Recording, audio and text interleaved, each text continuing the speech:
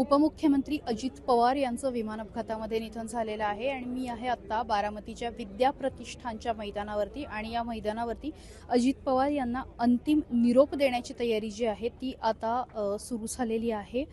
अत्यंत अचानक घडलेला हा सगळा अपघात होता, भयंकर घटना होती असं याचं वर्णन करावं लागेल। आत्ताच्या घडीला 10 मीटर बाय 10 मीटर अर्थात 30 फूट बाय 30 फूट अशा पद्धतीचा चौथरा जो आहे तो आता शासनाकडनं उभारला जातोय आणि शासकीय इतमामामध्ये अजित पवार यांच्यावरती उद्या सकाळी 11 वाजता याच विद्या प्रतिष्ठानच्या मैदानावरती अंत्यसंस्कार केले जात आहेत। खरं तर ही बातमी जेव्हापासून समजली, विशेषतः अजित पवारांना अपघात झाला हे जेव्हापासून समजलं तेव्हापासूनच बारामतीकरांनी मोठी गर्दी जी आहे ती बारामतीच्या वैद्यकीय महाविद्यालयाच्या प्रांगणात केली होती। त्यानंतर अजित पवारांचं पार्थिव हे याच विद्या प्रतिष्ठानामध्ये नागरिकांच्या दर्शनासाठी ठेवण्यात आलेलं आहे आणि याच मैदानावरती अजित पवार यांना अखेरचा निरोप देण्यासाठीचा चौथरा उभारण्याचं काम जे आहे ते आता सुरू आहे।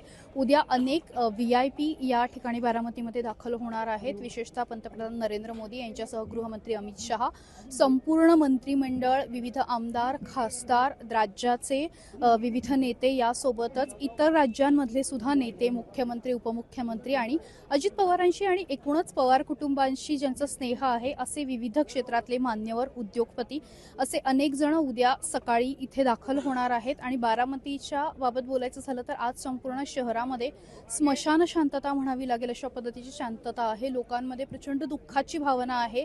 त्यांचे फक्त लोकप्रतिनिधी नव्हते तर घरातली एक व्यक्ती गेल्यासारखी भावना जी आहे ती आता बारामतीकरांनी व्यक्त करायला सुरुवात केलेली आहे आणि उद्या अजित पवारांना जो अखेरचा निरोप दिला जाणार आहे त्याची तयारी सुरू झाली आहे। खरं तर आठवायला गेलं ना तर अजित पवार हे इमारतींच्या बांधकामाबाबत अत्यंत काटेकोर होते। म्हणजे कुठल्याही इमारतीचं, नवीन इमारतीचं उद्घाटन असेल किंवा बांधकाम असेल तर अत्यंत काटेकोरपणे ते सगळं बघायचे आणि त्याच पद्धतीने खरं तर त्यांच्यासाठी अशा पद्धतीचा चौथरा इतक्या लवकर उभारावा लागेल असं कोणीही विचार केला नव्हता। पण नियतीच्या जे मनात असतं ते कोणालाच जाणता येत नाही आणि त्याची प्रचिती इथे आली आहे असं म्हटलं तर चुकीचं ठरणार नाही।